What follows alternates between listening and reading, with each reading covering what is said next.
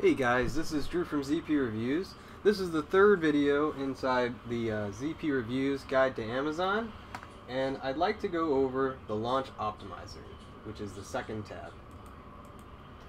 Here you'll find our graph that we built for our product originally, and we updated it for other people. And what we do with this graph is to estimate our first product launch. So this not to be confused with your overall plan or multiple products. This is purely for one specific product. Now, first things first, right here, if you're seeing my cursor, this is the list price. You want to get this price from your product research on Amazon.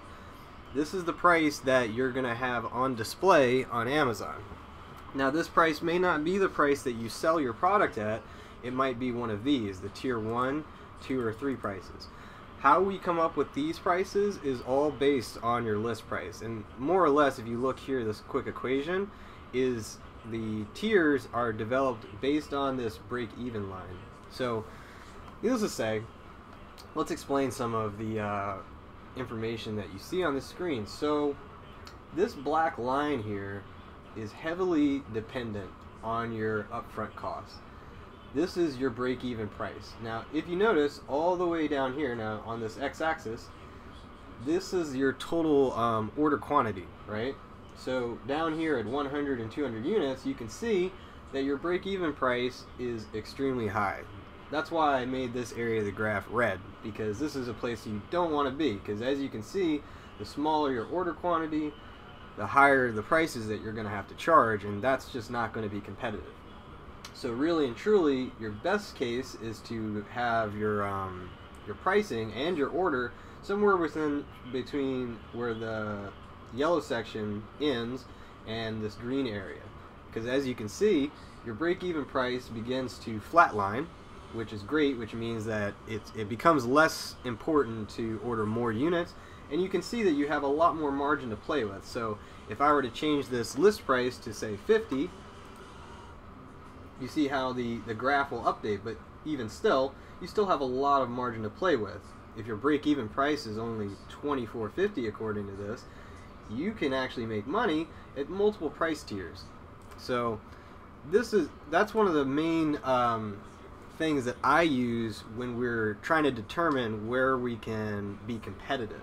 So, once again, before you do any of this, make sure you're doing your product research to know about what prices you're going to be competitive with. And the only way you're going to know this is if you're doing research on your competitors in Amazon, looking at everyone who's on the first page, and determining what the median price is. I've actually spoken about this in another video. I'll leave a link to that also in the description.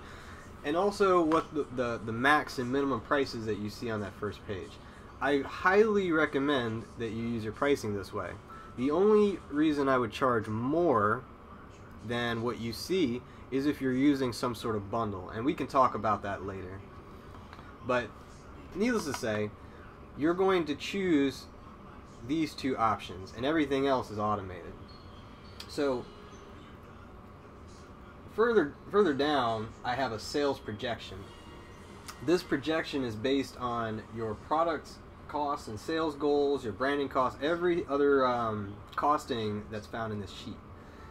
This is actually built from some data right off to the right here, and as you can see, I have it color coded for you to see where you're negative for each month, as well as when you actually will break even. So you can see, if you followed, it'll be in the next video, but you choose the sales estimates based on your competitors. So aggressive would be your main competitor, the number one in your bracket. Conservative, we generally go with half of that person's sales. And then bad market is usually the worst person on the first page. So as you can see, if you were bad market, this is your longest time to break even.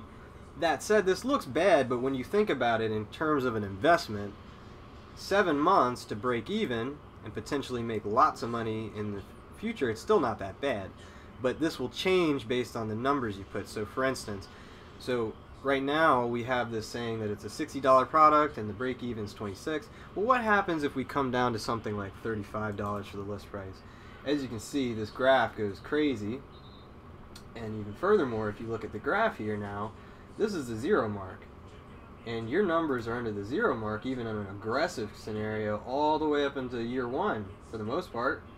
And your break even for the bad market now takes over 2 years. So you can see how your pricing and how you decide it can dictate a lot of things. And I think a lot of people forget about this when they're doing their product, but being able to project out what to see can potentially protect you from choosing a product that's going to put you in the hole. So that's why I use this sort of analysis.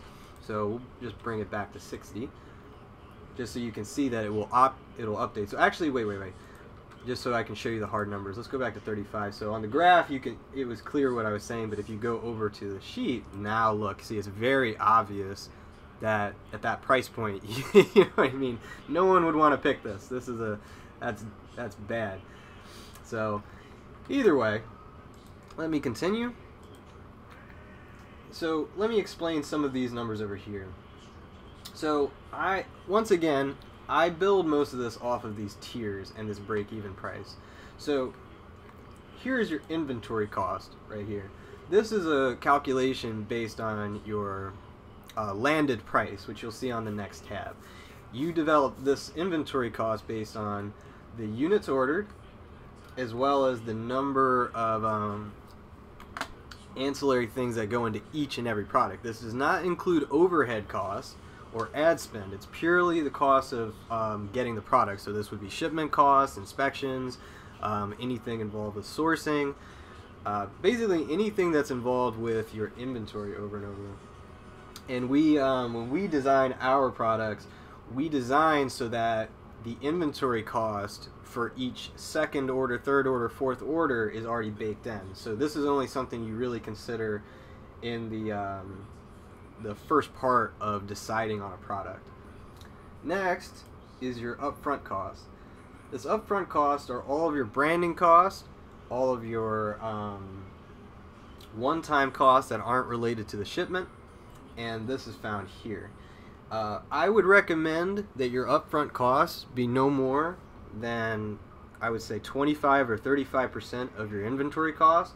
I do not recommend going crazy with the upfront cost, because if your total investment is only, say, $5,000, but you're gonna spend $3,000 on upfront costs, branding, your sales are not going to be able to cover that in a short time. So I would be very cautious to watch your upfront costs. And we created the guide so that you can quickly see how your decisions with services and you name it can affect your numbers long term. And that's the real goal of this guide, because of all the things that we see with most Amazon sellers, it's that they don't fully understand their numbers until it's too late, and then that's why there's so many businesses that fail. So we hope this guide really helps. So next number is your monthly overhead, and this is probably, I would say, more important than the upfront cost. Is that this monthly overhead is what you're going to be paying month to month, regardless of what you have. So this could be your ad spend, this is all of your business costs, your admin, and these largely come from this tab here, the marketing and business costs. So this number you want to minimize. This is just kind of one of the biggest things in business that everyone is always trying to minimize, is your overhead. I would try to keep your overhead as low as possible. There's a good chance that 50% or more of this cost is going to be in your ad spend, so be aware of that. So don't be too afraid, because you're going to have to run ads. Like, there's no such thing as getting an Amazon product without any kind of PPC. You're going to need some kind of PPC in order to just distribute your product. Don't listen to anyone that says, oh, just because your product's on Amazon, that everyone that's on Amazon is going to magically see your product. You must pay to move traffic. That's a key point that I want you guys to always keep in mind, that no matter what product you have, there's no such thing as free traffic. So keep that in mind. This next number is the total upfront cost. So this isn't something that you're going to see every time. It's only for your first launch, and it includes the inventory costs as well as your overhead and upfront costs, so that you plan this is going to be the actual number that you're close to. The rest are a bunch of calculations. So your tier 1 profit, I use a statistical analysis, and this is an estimate. This is not to say that it's going to absolutely come this way, but we have found across multiple products and other people that you're generally going to do more of your business at these tier 1 prices. So this number is roughly 85%. So this number here, 18,000, we're saying 85% of this number is going to be what your profit in terms of projection. The next number, the tier 2, the higher price, this is your tier 2 estimate. We're assuming only 10% here. And in tier 3 is your maximum profit. These are going to be organic sales without any PPC, anything. We're assuming only 5% is going to come from here. And we sum these numbers, and that is how we get our estimated profit. And this is also before advertising. So margin without ads is 100%. Now, this may not be your product. Our rule of thumb is 60%. This gives you enough to play with. When you have a choice, try to choose products with as high a margin as possible. It's obviously everyone, that's the holy grail, that's what you want, but there's a lot of times that products that with low margins get selected, and then you find that you don't have enough money to advertise it. The main reason you want a product with high margin is that you have the float and advertising to afford it, and it's very important to remember that. So we take this estimated profit number, and then we assume that 20% of that will be spent in advertising. Now obviously you want to get lower than that, 10%, but this is just for projection's sake. You need to make that clear, and this is why we use very conservative numbers when we do our projections, is just for protecting our money, and then hopefully it protects your money as well. So once we take this 20% out, this is your actual estimated profit. And then assuming that your advertising in your first couple months, your first shipment, is probably going to be double, whether that's due to giveaways or anything else, we get our true upfront cost. And this number is going to change, right? Obviously there's a lot that goes into this. This could be 5,000. So for instance, our actual product was an upfront cost of about 6,000. So all the numbers will vary. And finally, the number here is this estimated PPC. We take your estimated advertising and divide it by your conservative estimate for sales, and that gives us a pretty reasonable idea for how much your PPC budget is. And it's very important that you try to stay to this, because one of the big problems is that you start a product and you want it to replace your income, you want it to do everything right away, and you'll spend more than this number.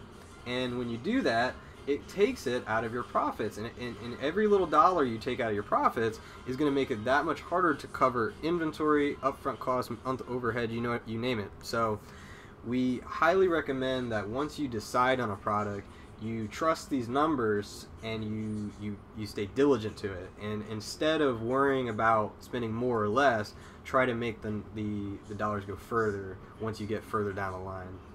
So this is just a quick rundown of this video, and not this video, but this tab, and we just wanted to show you how it works. Just a couple other things. As you saw earlier, as you change this price, it changes this projection. But what's interesting is when you change the order quantity, the lines don't actually change. So if I came down to 1,000, it barely changes, right? So you come back, but notice the difference. So back at 2,000, you are able to get a margin from 60 down to 26.20. But watch what happens when you go to 1,000. So same price, 60, but now 28.64. Doesn't seem like a huge difference, but this little difference of margin is actually pretty significant. And the two lines you see here, this red line and this blue line, the red line is the max profit that you can possibly get on that order quantity, and it's also based on this x-axis. So as you can see, all the way down at 100 units, you're going to make no money, right?